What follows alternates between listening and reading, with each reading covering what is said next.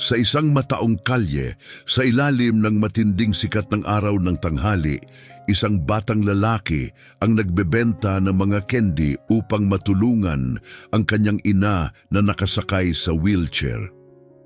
Siya'y nagulat nang makita niyang papunta ang kanyang ina sa isang marangyang hotel at nakasuot ng magarang kasuotan.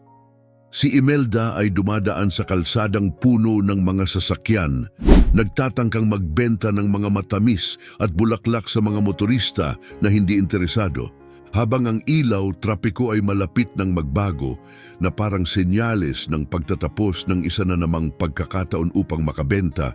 Isang galit na motorista ang sumigaw, "Iwasan mo ang chair mo, ang tanga!" Mula sa isang makinang na silver na kotse. Ang mukha ni Imelda ay nagkunot sa inis. Nabigla at bahagyang nalito, nagmamadali siyang magbakasakali at mag-clear ng daan.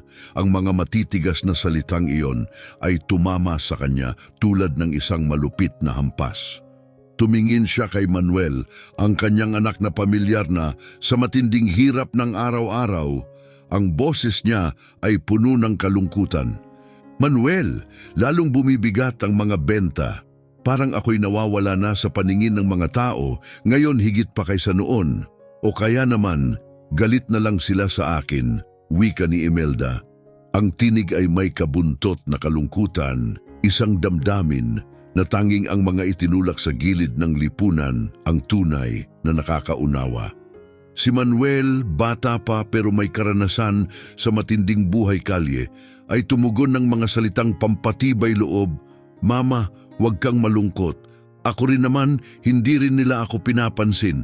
Pag nagbebenta ako dito, iniisip ko na ang mga nagagalit ay inilalabas lang ang mga problema nila.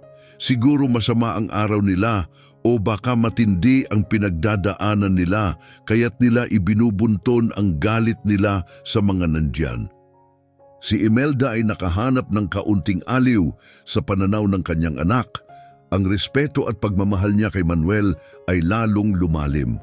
"Tama ka, anak. Marami ang nagtatangi sa akin dahil sa paggamit ko ng wheelchair, pero natutunan ko na tanggapin ang realidad na ito sa mga nakaraang taon." Tumigil siya saglit, iniisip ang mga hirap na naranasan niya at kung paano siya tinrato ng kanyang sariling ina. "Hindi siya nakatanggap sa aking kapansanan. Ang pagtanggi na yon ay lalo pang nagpabigat sa akin. Ngunit ito'y naging lakas ko na handa akong tiisin ang mga kahihiyan at sakit."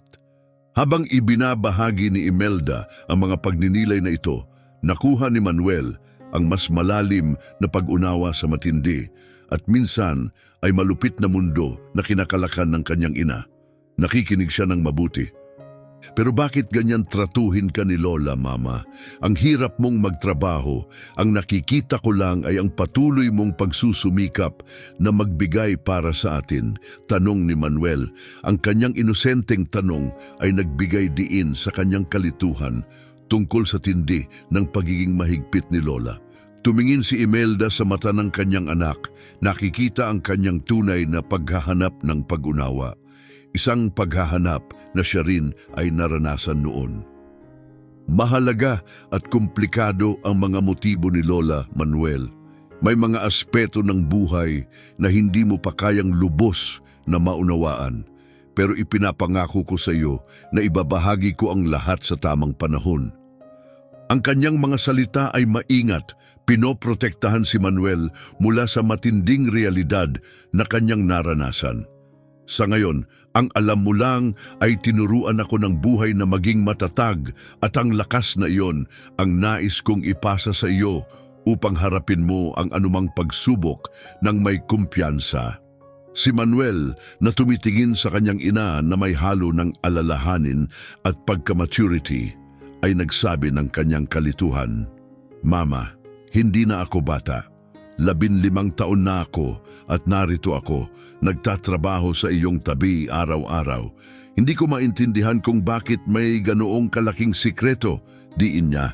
Ang mga mata ay seryosong naghahanap ng katotohanan sa hitsura ng pagod na si Imelda. "Siguro may masama siyang ginawa sa iyo, si Lola. Ang kanyang tanong tuwid at puno ng alalahanin ay tila nagbukas ng pinto sa mga matagal ng itinatagong lihim. Malalim na huminga si Imelda, ramdam ang bigat ng kanyang tanong. Manuel, para sa akin, ikaw pa rin ay isang bata at gusto kong protektahan ka mula sa anumang sama ng loob sa iyong lola. Paliwanag niya, ang tono ay malumanay ngunit matatag. Sa lahat ng kanyang pagkukulang, siya pa rin ang nagbibigay ng ating tahanan. Kung wala siya, wala tayong matutuluyan. Ang tingin ni Imelda ay lumambot habang tinitingnan ang kanyang anak. Bagamat binubuntot ko ang napakaraming pag-aalala dahil sa pangangailangan ng iyong tulong, hindi ko kayang makita kang walang tirahan. Palagi kong inaasam na mamuhay ka ng normal na buhay ng isang teenager. Pumapasok sa paaralan, baka sa unibersidad, magpakasal at magkaroon ng mas maginhawang buhay kaysa sa kaya ko ibigay sa iyo. Pagbabahagi niya, ang boses ay puno ng pag-asa at isang malalim na pananabik para sa kanyang hinaharap. Nakikinig si Manuel ng buong puso, ang kanyang emosyon ay magulo. Mama, hindi ako nagrereklamo. Ginagawa ko ito ng buong puso, tugon niya seryoso. Nauunawaan ko kung gaano kahalaga ang magkaroon ng tahanan. Hindi ko gagawin ang anumang bagay na makakasama sa kalagayan natin kay Lola. Kahit hindi ko sang-ayon sa paraan ng pagtrato niya sa iyo, kailangan pa rin natin siya. Nararamdaman ni Imelda ang labis na pagmamalaki habang tinitingnan ang kanyang anak. Manuel, may wisdom at kabutihang loob ka na higit pa sa iyong edad. Ang iyong malasakit at kabaitan, ang lahat ng ina na tulad ko ay maaring hingin sa kanilang anak. Siya ay nagmuni, iniisip ang mga oras ng pagkakait at kalungkutan, at kung paano ang suporta ni Manuel ang naging gabay niya. Mama, lagi kitang susuportahan kahit anong mangyari. Haharapin natin ang lahat ng magkasama tulad ng dati. Ipinahayag ni Manuel, ang kanyang pangako ay isang tahimik na sumpa na susuportahan ang kanyang ina sa kahit anong pagsubok.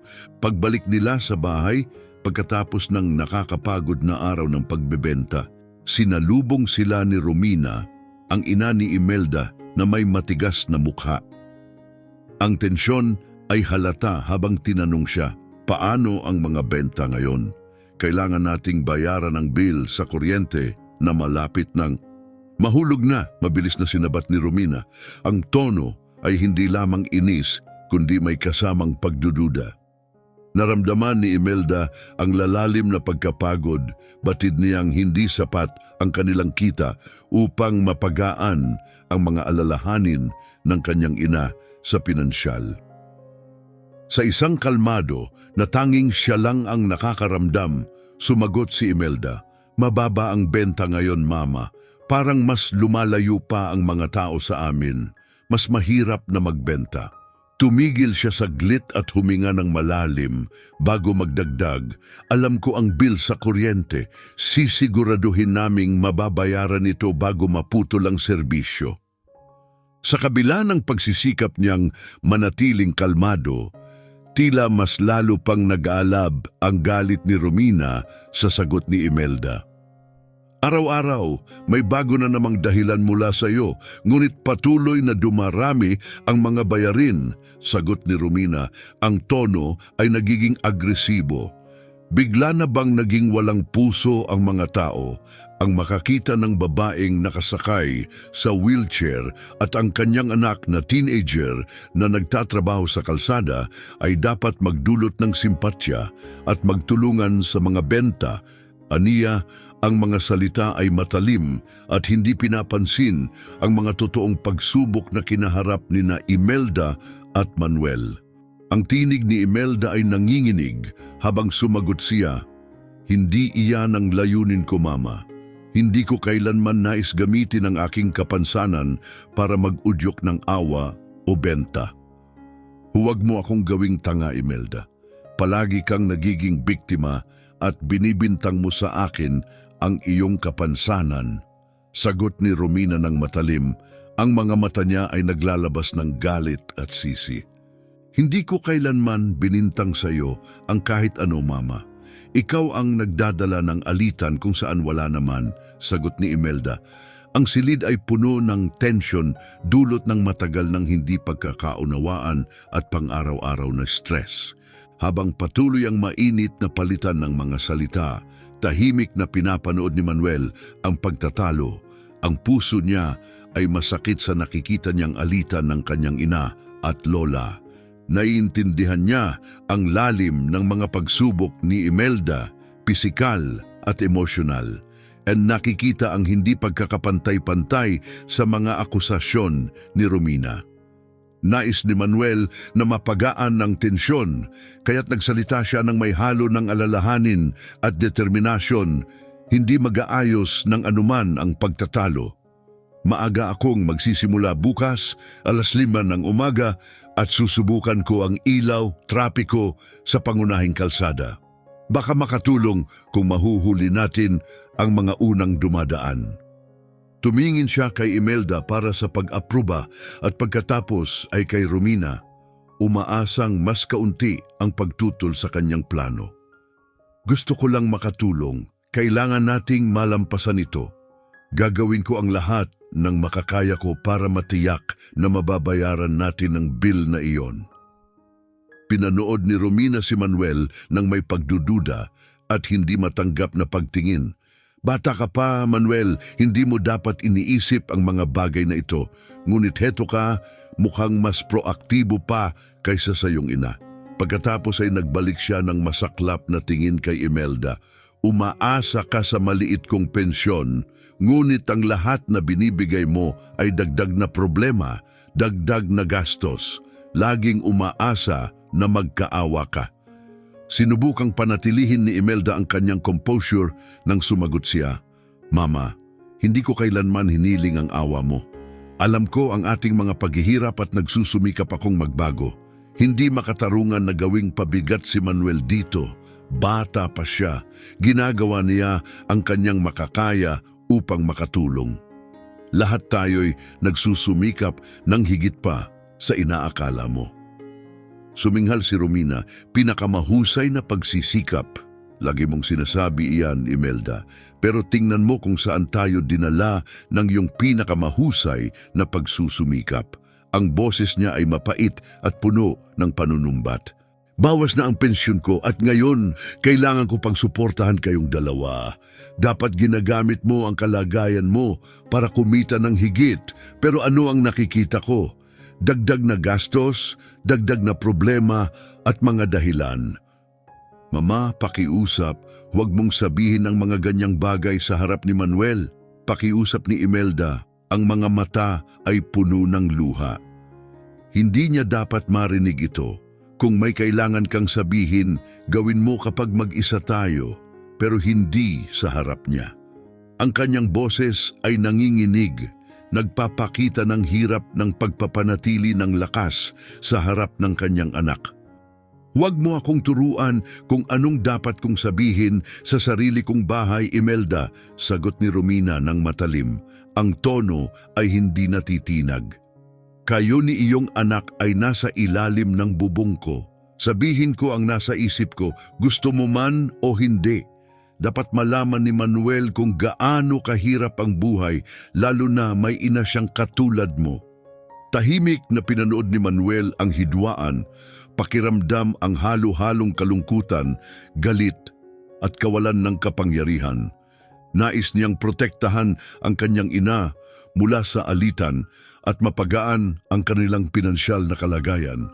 Ngunit nauunawaan ang komplikado at puno ng sikreto na dinamika sa pagitan ng kanyang ina at lola. Kinabukasan ng umaga, umalis si Manuel bago magbukang liwayway, may dalang mga candy, determinado na gumawa ng pagkakaiba. Ang malamig na hangin sa umaga ay patuloy na nagsasalamin ng tensyon mula sa nakaraang gabi. Pagdating sa pangunahing kalsada, napansin niya ang makabuluhang pagdami ng trapiko. Habang nagbebenta, nakita niya ang kaibigan niyang si Alberto na nagbebenta ng tinapay na inihurnong ng kanyang ina. Uy, Alberto, tiyak na mas maraming tao ngayon. sabi ni Manuel. Sinusubukang maging positibo. Siguro, mas makakapagbenta ako ng higit na candy ngayon. Binago ni Alberto ang kanyang basket, tumango. Mas maganda ang oras na ito. Mabilis kong naibebenta ang tinapay ko, tapos may oras pa akong maglaro ng soccer kasama ang mga kasama ko, sagot niya. Bigla napansin niyang may kotse na papaliko. Si Manuel, na nakita ang biglaang pag-post ni Alberto, ay nagtanong, "Anong nangyari? May nagmukhang masama ba sa'yo?" "Sanay na akong makita iyan, hindi na ako naapektuhan," sagot ni Alberto. Ang tingin ay nakatutok sa lugar na tinahak ng kotse. "Hindi mo ba nakita? Ang kotse ay may babaeng kahawig, ang hitsura ni mama mo, ngunit mukhang may kaya." Tawa pa siya. "Hindi ko nakita, pero sana may ganong kotse ang mama ko," sagot ni Manuel. Ang nararamdaman ay halo ng pag-asa at kalungkutan. Ang mga matitinding salitang narinig mula kay Romina sa nakaraang gabi ay tumatak sa isip niya.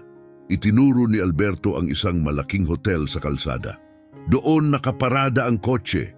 Siguro later makikita mo kung gaano siya kahawig ng mama mo," suhestyon niya, isang magaan na pagsubok upang mapagaan ang mood.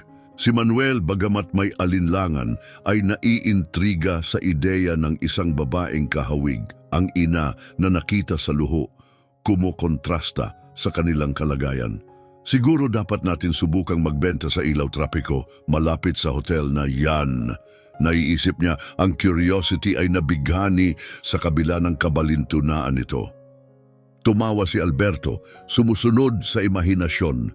"Isipin mo kung ang mama mo ay secret na mayaman, nagpe-pretend lang na mahirap. Ang ganda ng istorya, di ba?" Sumili si Manuel ng mahina. "Sobra kang nanonood ng pelikula, Alberto." Nagpatuloy si Alberto, kalahating seryoso. Pero seryoso, kaya ba niyang gumalaw ng mga paa o hindi siya makalakad talaga? Bumuntong hininga si Manuel, ang bigat ng kasaysayan ng pamilya ay bumangon. Kaya niyang gumalaw ng konti, hindi lang makalakad. May mga problema siya nung bata siya, kailangan ng maraming paggamot para maiwasang mapunta sa wheelchair. Nag-atubili siya at nagdagdag, "Narinig ko na hindi na siya dinala ni Lola sa mga paggamot." Namula ang mga mata ni Alberto, nagulat sa kalupitan ng sitwasyon. "Grabe naman iyon man, hindi ko kayang isipin na isang ina ang gagawa niyan." Pinagtanggol ni Manuel ang kanyang lola sa kabila ng lahat. "Hindi siya masama, medyo matigas lang. At oo, matindi siya kay mama, marami silang hindi pagkakaunawaan at ako ang nahihirapan sa gitna." Habang papalapit sila sa ilaw trapiko malapit sa hotel, ang sigla ng umaga ay nagsilbing tagpuan ng kanilang patuloy na pag-uusap at pagbebenta. Ang buhay sa kalsada ay nangangailangan ng kanilang pokus, anuman ang personal na drama na nangyayari sa kanilang mga buhay. Sa gitna ng kanyang pang-araw-araw na pagbebenta, biglang huminto ang mundo ni Manuel. Ang kanyang mga mata ay nakatutok sa isang tao sa harap ng hotel. Ang mukha ay puno ng hindi pagkakaintindihan. "Diyos ko, hindi maaaring totoo ito. Ang buong buhay ko ay isang kasinungalingan." Bulong niya, ang tinig ay nanginginig sa pagkabigla. Ang mga candy na hawak niya ay nahulog sa lupa habang ang mga kamay niya ay humina sa hindi makapaniwalang tanawin. "Siya yun, Alberto. Hindi maaaring totoo ito. Bakit niya ako pinaglalaruan?" Ang kalituhan at sakit sa boses niya ay malinaw. Puno ng luha ang kanyang mga mata habang tinitingnan niya ang kanyang ina. Siya ay nakasuot ng magarang damit, malayang naglalakad, isang matinding kaibahan sa ina na kilala niya na nakatali sa wheelchair. Napansin din ni Alberto ang babae at nagpatunay, "Diyos ko, Manuel, siya nga iyon. Akala ko nga nagbiro lang ako kanina. Pwede bang mangyari ito?" Bumagsak si Manuel sa kanyang mga tuhod, tinatangkang labanan ang damdamin. "Bakit niya ginawa ito sa akin? Lagi ko naman siyang pinagsikapan na maging mabuting anak. Bakit niya ako niloko ng ganito?" Paulit-ulit niyang binanggit ang mga salitang iyon. Ang isip ay naguguluhan sa nakakahindik na tanawin sa harap niya. Inilagay ni Alberto ang kamay sa balikat ni Manuel, sinusubukang magbigay ng konting kalmado. Manuel, kailangan nating magpigil. Tara, punta tayo sa hotel, papasok siya. Madiin niyang sinabi. Ang tono ay may halong pagkabahala at pag-aalala. Dahil sa pakiusap ni Alberto, tumayo si Manuel. Ang mga luha ay kumakalat sa kanyang paningin at mabilis na tumakbo papuntang hotel. Sa bawat hakbang, ang isip niya ay puno ng takot at isang desperadong pangangailangan ng mga sagot.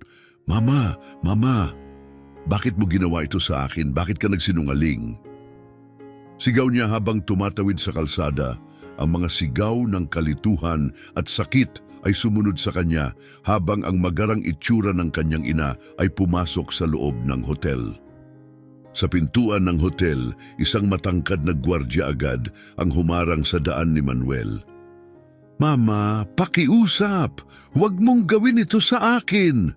Bumalik ka at ipaliwanag kung bakit ka nagsinungaling. May pera tayo noon. Ang boses ni Manuel ay naputol sa hagulgol, ang mahirap niyang itsura ay kumakalaban sa karangyaan ng hotel. Ang gwardiya na may kasamang pagkamuhi sa kanyang mukha ay hinawakan si Manuel sa balikat at itinulak siya pabalik. Anong akala mo, bata? Hindi ba sapat na inistorbo niyo na ang mga tao sa trapiko, nagbebenta ng mga basura? Sigaw niya. Bilang dagdag na paghamak, kinuha niya ang basket ng tinapay ni Alberto at inihagis ito palayo. Hindi ba sapat iyon? Ngayon nagdudulot pa kayo ng gulo sa isang marangyang hotel? Hindi ko papayagan ito. Kung hindi kayo aalis ngayon at ititigil ang kaguluhang ito, gagamitin ko ang lakas at tatawag ako ng pulis. Sigurado akong walang problema sa kanila ang makipag-deal sa dalawang batang troublemaker na tulad ninyo. Nabigla at itinulak, iniwan si Alberto at Manuel upang kuhanin ang kanilang mga gamit na nagkalat. Ang mga isip nila ay naguguluhan mula sa nakakagulat na mga pangyayari sa raw na iyon at ang matinding pagwawalang bahala na kanilang naranasan. Habang pilit na pinipigilan ni Manuel ang mga luha, tinangka niyang ipaliwanag ang kanyang nararamdaman. Ang boses ay nanginginig sa emosyon. Hindi niyo naiintindihan. Yung babae na pumasok, siya ang mama ko. Ang kanyang pahayag ay tila lalo pang naging hindi kapanipaniwala sa gwardiya na tumugon ng may pang-aasar. Talaga, at ako yata ay isang prinsipe. Kung plano mong magnakaw, hindi aabot sa iyo. Baka gusto mong itigil na lang ito. Bawal ang mga magnanakaw dito. May mga kamera sa bawat anggulo. Ang tensyon sa paligid ay naging mas kakaiba habang si Manuel, ang mga luha ay dumadaloy sa kanyang mukha, ay patuloy na inuukit ang hindi kapanipaniwala niyang kwento ng buhay. Ang mama ko parang kailangan ng wheelchair at mahirap, pero heto siya, mukhang mayaman at malaya. Ang kanyang mga salita, puno ng pagkabigla at desperasyon, ay nag-uumapaw sa hangaring maipaliwanag sa gwardiya ang hindi kapanipaniwalang eksena. Ngunit ang gwardiya ay simpleng tumawa at inalog ang ulo, hindi pinansin ang mga pahayag ni Manuel. Mukhang ikaw ang kailangan ng doktor, bata. Ang babae na pumasok na yan, siya ang may-ari ng hotel na ito. Tumigil ka na sa mga pantasya mo at umalis ka na bago ka magsisi. Ang tono niya ay walang pakialam at walang kahit anong simpatya sa mga paghihirap ni Manuel. Bumagsak si Manuel sa sahig, pakiramdam ang bawat salitang tinanggihan mula sa guwardiya bilang isang pisikal na suntok. Ang mga alon ng pagdududa at kalituhan ay bumalot sa kanya na naging dahilan upang mas maging mahirap pang intindihin ang katotohanan. Sa isang imposibong desisyon, nagtaglay ng hindi mabanggit na tingin si Manuel at Alberto. Puno ng hindi nakasulat na kasunduan, si Alberto na nakakita ng determinasyon sa kanyang kaibigan ay nagbigay ng isang maliit na pag-uyon ng pagsuporta. Bigla, nagtakbo si Alberto patungo sa gwardya. Nahuli siya sa hindi inaasahang hakbang. Habang nagkakaroon ng saglit na alitan, si Manuel ay sumamantala at tumakbo mabilis patungo sa hotel. Ang kanyang mga sigaw ay umaling-aungaw sa mga magarang pasilyo. "Mama, nasaan ka? Alam ko na ang katotohanan. Wala nang dahilan para magtago. Mayaman ka pala, ngunit pinabayaan mo akong maghirap. Bumalik ka." Nakita niya ang babae na kausap ang isang receptionist. Mabilis siyang pumunta, hinawakan ang braso ng babae, ang mga mata ay puno ng mga luha ng kalituhan at sakit. "Mama, anong nangyayari? Kaya mong maglakad buong panahon na ito?" Ang boses niya ay nanginginig, sa bawat salitang binibigkas, puno ng hindi paniniwala at desperasyon. Ang babae, isang magarang bersyon ng kanyang ina, ay lumingon sa kanya na may ekspresyon ng purong kalituhan. "Anak, hindi ako ang mama mo. Ayos ka lang ba? Bakit ka umiiyak? May nangyaring masama ba?" Ang boses niya ay may pagpapakita ng tunay na malasakit, ngunit nakikita ang kalituhan sa sitwasyon. Hiningi niya ang receptionist na magdala ng tubig para kay Manuel at ipinakilala ang sarili. "Ako si Evelyn, ang may-ari ng hotel na ito. Anong ikinalungkot mo, anak? Nawalan ka ba ng mama?" Ang receptionist na medyo nag-aalangan ay nagdala ng tubig at tiningnan si Manuel ng hindi maganda. Nang marinig ni Manuel ang pangalang Evelyn at nakita ang pagbabago ng tono ng babae, siya ay nahulog sa isang bagyong emosyon. "Kasing hitsura mo siya. Paano ito nangyari?" Aniya, ang tinig ay halos hindi marinig dahil sa pagkabigla at kalituhan. Si Evelyn na nakamasid kay Manuel nang may halo ng malasakit at pagkamausisa ay tinangka siyang pakalmahin. "Hindi ko sigurado, anak. Siguro isang koinsidensya lang.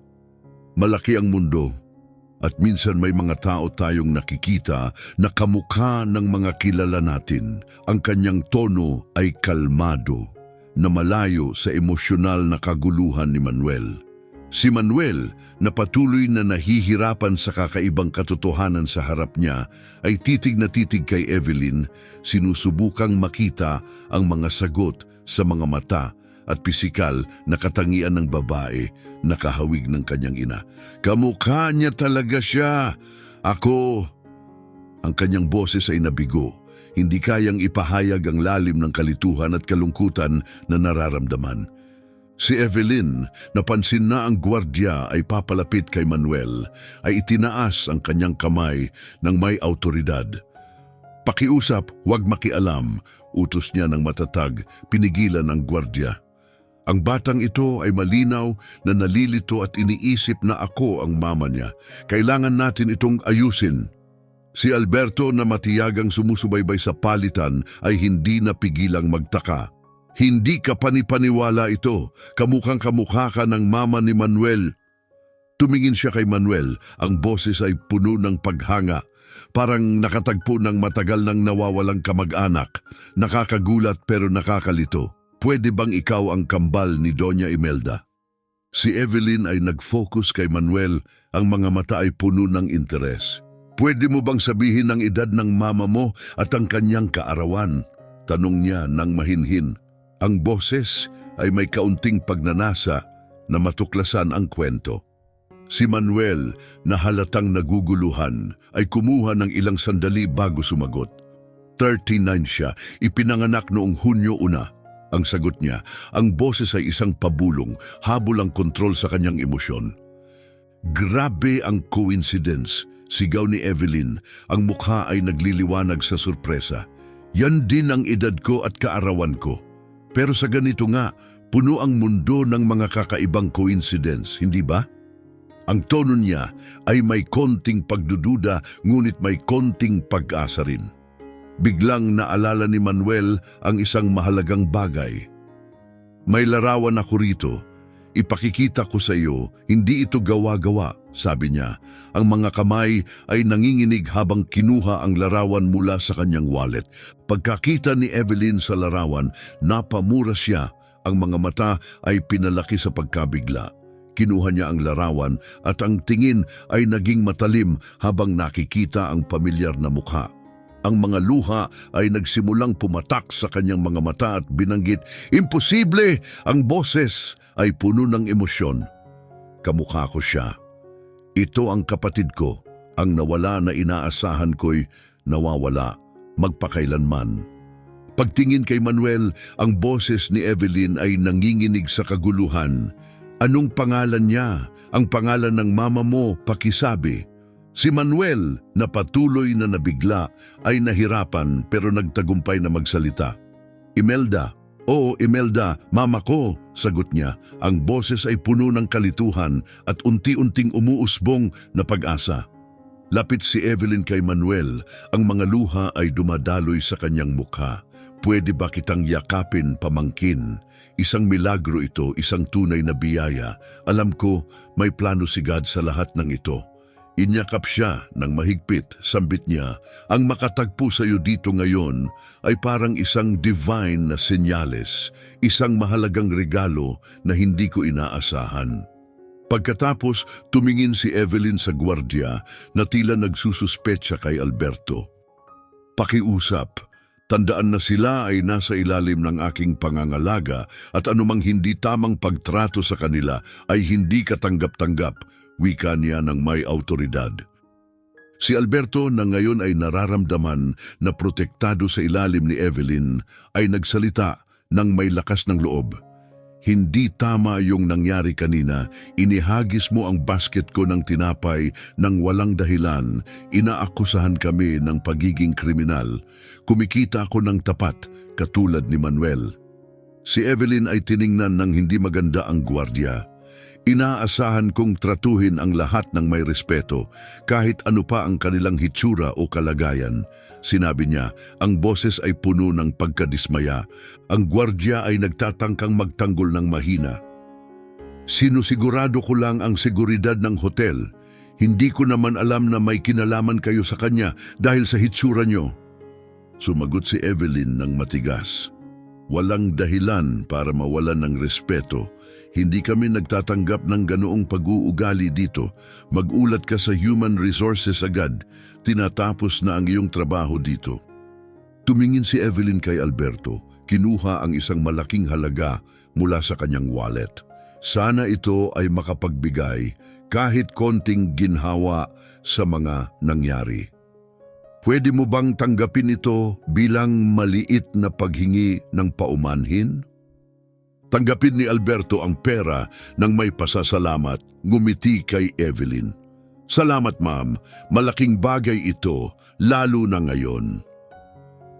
Suminyas si Evelyn kay Manuel at Alberto na umupo sa lobby. "Tayo'y mag-usap. Sigurado akong marami kayong tanong at habang hindi ko kayang sagutin lahat ng iyon, ibabahagi ko ang lahat ng alam ko upang makatulong na magbigay liwanag sa lahat ng ito." Si Manuel, ang boses ay puno ng pananabik at kaba, ay sumagot, "Nais ko sanang marinig ang lahat, pero hindi ko kayang tumigil sa pag-iisip ng reaksyon ng mama ko kapag nakita kanya." Si Evelyn, na puno ng emosyon, ay tumango. "Kailangan ko siyang makita agad upang ibahagi ang kwento natin. Pwede ba natin siyang makausap?" Sinuggest ni Manuel na sa hindi kalayuan siya nagbebenta ng candy at bulaklak. "Maari ko kayong samahan." Si Evelyn, na puno ng emosyon at determinasyon, ay tumayo. "Walang oras na dapat sayangin. Kailangan kong makita siya at tiyakin na hindi na siya muling maghihirap." Sama-sama nilang iniwan ang hotel, puno ng pag-asa at pananabik habang naglalakad patungo sa isang pagpapalitan ng buhay na magbabago sa kanilang mga buhay magpakailanman. Si Manuel, na tinitimping emosyon, ay mabilis na tumakbo patungo kay Imelda na sinusundan ni Alberto. Pagdating sa kanyang ina, niyakap niya ito ng mahigpit at hindi inaasahan. Si Imelda, medyo nagulat ngunit naantig, ay ngumiti ng maligaya sa kanyang anak. Anong magandang sorpresa, Manuel? Na-miss mo ba ako ng husto ngayon at nagsimula kang magtrabaho ng maaga? Si Manuel, ang boses ay nanginginig sa damdamin, ay nahirapang sumagot. Mama, pakiusap, magpakalma ka. Pero may isang tao akong kailangan mong makilala. Baka magbago ang mundo mo. Huminga ka lang ng malalim at siya na ang magpapaliwanag ng lahat. Ang mukha niya ay puno ng takot at pag-asa. Si Imelda na naguguluhan sa kakaibang pagkatao ng kanyang anak ay tiningnan ang mukha ni Manuel na naghahanap ng mga pahiwatig. Manuel, anong ibig mong sabihin? Nagbibiro ka ba? Talaga namang pagod na ako ngayon. Dahan-dahang pinaharap ni Manuel ang wheelchair ni Imelda kay Evelyn. Ang shock ay agad na naramdaman ni Imelda nang makita ang isang babae na kamukha niya, nakatayo at nakasuot ng magarang damit. Isang itsura na kabaligtaran ng lahat ng alam niyang katotohanan. Si Evelyn, na may mga luha na dumadaloy sa kanyang mga pisngi, ay lumapit. Hello kapatid, simula niya. Ang boses ay puno ng emosyon. Ang makilala ka ay isang pangarap na natupad. Matagal ko nang hinihintay ang moment na ito. Pwede ba kitang yakapin? Nakanganga pa, si Imelda ay tumango na tahimik. Si Evelyn ay yumakap ng mahigpit. Ang yakap ay puno ng mga taon nang nawawalang koneksyon at pananabik. Nang makuha ang composure, si Imelda ay nag-stammer. Paano ito magiging totoo? Si Evelyn, na niyayakap ang kanyang kapatid, ay sumagot ng mahinahon. Ipinapaliwanag ko lahat ng dahan-dahan. Pero ang totoo, kami ay pinaghiwalay bilang mga bagong silang sa ospital. Si Imelda, na sinusubukang tanggapin ang kabigatan ng revelasyon, ay sumigaw. Diyos ko, so hindi ako anak ng babaeng tinawag kong ina? Ang laking kabaliwan, paano nangyari ito? Bakit hindi kailanman sinabi ni Romina sa akin? Si Evelyn, na humawak sa mga kamay ni Imelda, ay nagsabi ng matatag, Ikwento ko sa iyo ang lahat. Lumipat tayo sa lilim. Hindi mo na kailangang magbenta sa mga ilaw ng trapiko. Mula ngayon, gusto ko na tangkilikin mo ang lahat ng mga bagay na ipinagkait sa iyo ng taong kumuha sa iyo mula sa aming pamilya. Ang mga mata ni Evelyn ay puno ng determinasyon at pagmamahal ng isang kapatid. Habang sila ay nakaupo ng komportable sa sofa ng hotel, ang tatlong magkakasama, si Evelyn, si Imelda at si Manuel, ay nabighani sa isang malalim na sandali ng revelasyon. Dahan-dahang hinawakan ni Evelyn ang kamay ni Imelda at nagsimulang ilahad ang kanilang pinagsaluhang nakaraan. Ang aming ina ay sobrang lakas, ngunit ang pagkawala mo ay nagwasak sa kanya sa paraang hindi na mababago. Sinabi niya sa akin na ipinanganak kami sa Corazon de Maria Maternity Hospital dito mismo. Ang mga magulang namin ay sobrang saya na magkakaroon ng kambal, ngunit mabilis na naging isang bangungot ang kanilang saya. Tumigil si Evelyn saglit, huminga ng malalim upang magtipon ng lakas upang magpatuloy. Kinabukasan ng aming kapanganakan nang dumating ang aming ama upang makita kami, siya lamang ang natagpuan sa crib ko. Ikaw, Imelda, o mas kilala bilang Sofia na magiging pangalan mo, ay wala na. Ang ospital ay nagulo, sinusubukang alamin kung anong nangyari. Nang magsagawa ng investigasyon, lumabas na ang isang trabahador na naglilinis na kamakailan lang ay nakatanggap ng medikal na paggamot doon ay kasangkot sa iyong pagkawala. Si Imelda, ang mga mata ay nakatutok kay Evelyn, ay tinanggap ang bawat salita na parang isang pisikal na dagok. So, ang babaeng nag-alaga sa akin, ang mama ko, ay isang kriminal. Kinuha ako mula sa aking tunay na pamilya, sabi niya. Ang boses ay isang halo ng kalungkutan at hindi pagkakaunawaan. Hinawakan ni Evelyn ang kamay ni Imelda ng mahigpit, tumango ng seryoso. Oo, ang mga magulang natin ay ginawa ang lahat ng makakaya nila upang hanapin ka. Nakialam ang mga pulis, ngunit ginamit ng babaeng kumuha sa iyo ang pekeng mga papeles upang makuha ang trabaho at bigla na lang nawala kasama ka. Ang aming pamilya ay nagbago magpakailanman ng araw na iyon.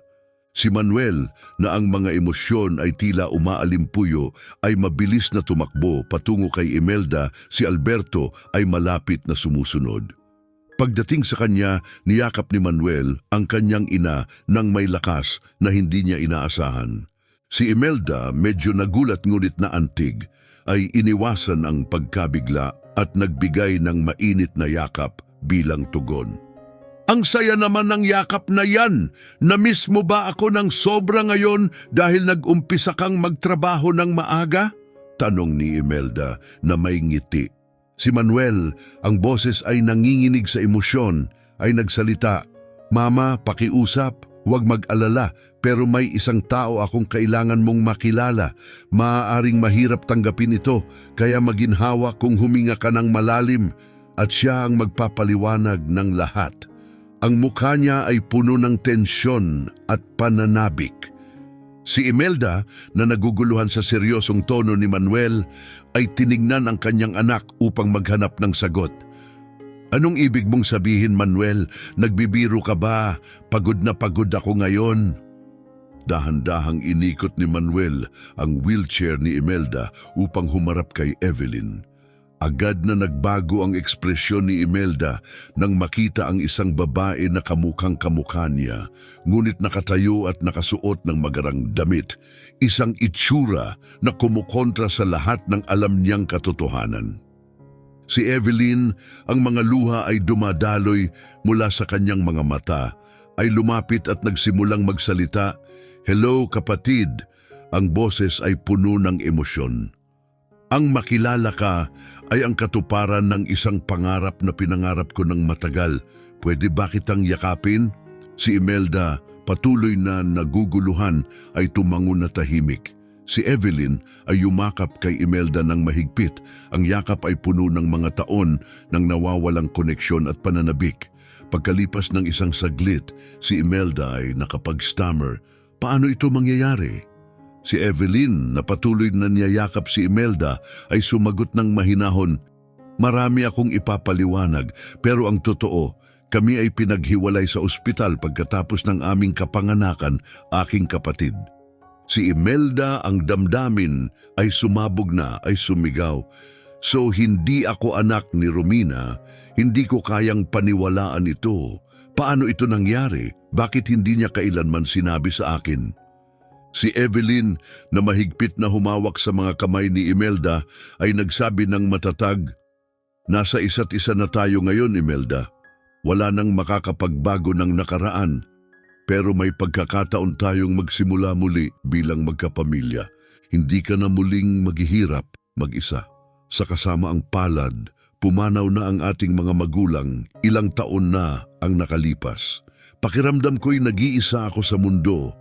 Pero ngayon, may kapatid akong nagmamahal sa akin at may pamangkin.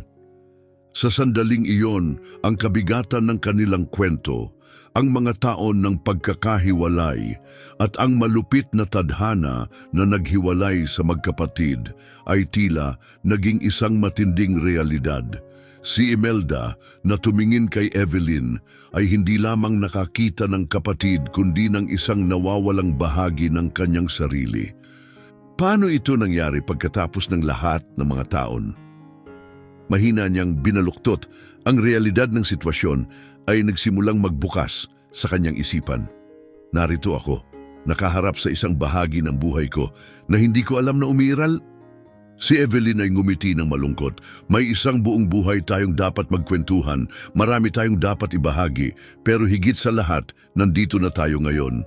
Ipinapangako ko sa iyo, Imelda, gagawin ko ang lahat ng makakaya ko upang mapunan ang mga taon na nawawala. Ngunit kailangan nating pagtuunan ng pansin ang isang mahalagang bagay. Ang babaeng kumuha sa iyo at hindi tamang itinuring ka buong buhay mo ay dapat managot. Kailangan nating ikwento sa mga pulis ang lahat. Dagdag ni Evelyn ng matatag. Si Imelda, ang mga luha ay dumadaloy mula sa kanyang mga mata ay nagsalita. Isang nakakapanghinayang sitwasyon ito. Pinahirapan niya ako, ngunit siya na lang ang kilala kong ina. Ang isipin na ipadala siya sa kulungan ay nakakatakot. Si Manuel na nagmamalasakit at may proteksyon na hangarin ay niyakap ng mahigpit ang kanyang ina. Alam kong mahirap, Mama, pero ito ang tama. Kinuha niya ang mga taon na dapat ay ginugol mo kasama ang mga taong tunay na nagmamahal at nagmamalasakit sa iyo. Hindi tama na ipagwalang bahala ang ginawa niya. Si Evelyn, ang muka ay may pagkakaresolba at malasakit, ay nagpatuloy. Isang krimen ito, kapatid. Marami ang pinahirapan ng kanyang mga ginawa. Wala siyang karapatan na kunin ang isang bata. Si Imelda na nagsisimula ng matanggap ang kalagayan pero patuloy na naguguluhan ay nagtanong, paano tayo magpapatuloy? Ang ating testimonya lamang ay baka hindi sapat sa mga pulis. Paano natin mapapatunayan kung ano ang nangyari noon? Si Evelyn na may isipang tahimik ay nagmungkahi. Kailangan natin ng matibay na ebidensya. Baka kailangan nating harapin si Romina habang lihim ko siyang nire-record. Kapag nakita niya ako, baka mawalan siya ng kontrol at magtapat, para bang nakakita siya ng multo mula sa nakaraan. Bilang paglilipat ng usapan sa mas agarang bagay, sinabi ni Evelyn, ngayon nais kong manatili kayong dalawa sa presidential suite dito sa hotel. Isama ko na si Imelda sa dito. Ang legacy na itinayo sa tulong ng ating mga magulang ay nararapat sa ating dalawa. Bukas, pwede nating harapin si Romina. Si Imelda na patuloy na pinaproseso ang lahat ng mga revelasyon ay nagbigay ng mabagal na pagtango. Sobrang dami ng kailangan tanggapin. Hindi ko kailanman naisip na magbabago ang buhay ko ng ganito sa isang araw. Si Manuel na tinitingnan si Evelyn ng puno ng pasasalamat ay nagsabi, maraming salamat, Aunt Evelyn, hindi lang para sa akin, kundi lalo na para kay Mama. Karapat dapat siya sa pagkakataong ito para sa mas magandang buhay. Si Evelyn na may nanggiting ina ay dahan-dahang tinapik ang buhok ni Manuel. Ipinapangako ko na aalagaan ko kayo ng mabuti, wika niya. At Imelda, kung nais mo, maaari kang sumama sa akin sa pamamahala ng hotel. Natural ka sa pakikisalamuha sa mga tao. Magiging maganda ang pagtutulungan natin. At kung gusto mo, maaari ko ring magbigay ng magandang trabaho kay Alberto, ang ina niya, isang karangalan ko na matulungan siya. Si Imelda na patuloy na naaantig ay agad na tinanggap ang alok. Wala na akong masasabing salamat. Ang magtrabaho sa hotel kasama ka ay magiging isang biyaya at ang makakatulong sa pamilya ni Alberto. Walang alinlangan, gagawin namin ito. Ngayon ko lang nakikita ang isang maliwanag na hinaharap para sa amin, isang hinaharap na malayo sa paghihirap. Matapos ang mga taon ng pagsubok, parang nagsisimula kaming maglakbay sa isang bagong buhay na puno ng posibilidad. Sa sandaling ito ng bagong pagkakaisa, maliwanag ang horizon. Ang pamilya na ngayon ay buo na, ay maaaring mag-ayos ng mga nakaraang sakit at lumikha ng isang bagong kwento ng magkasama. Para kay Imelda, Manuel at Evelyn, ito ay nagsimula ng isang paglalakbay na puno ng mga pagkatuklas, pagmamahal at kaligayahan. Ang matibay na suporta ni Evelyn ay nagbigay kay Imelda ng pagkakataong muling baguhin ang kanyang sarili upang ilabas ang kanyang potensyal at mga talento malayo sa mga anino ng isang buhay na dating tinukoy ng kabiguan at sakit. Para kay Manuel, ito ay simbolo ng pag-asa na makakatanggap siya ng dekalidad na edukasyon sa loob ng isang maalaga na pamilya, isang pangarap na matagal niyang pinangarap, ngunit bihirang naniniwala na magiging totoo. Kung ang kwentong ito ay tumagos sa iyong puso, mangyaring mag-iwan ng like at isaalang-alang ang mag-subscribe sa aming channel. Ang iyong suporta ay nagbibigay lakas sa aming passion na maghatid ng mga nakakaakit na kwento halos araw-araw. Abangan ang susunod na nakakawiling narasyon na malapit nang magpakita sa iyong screen. Lubos naming pinahahalagahan ang iyong suporta. Hanggang sa muli.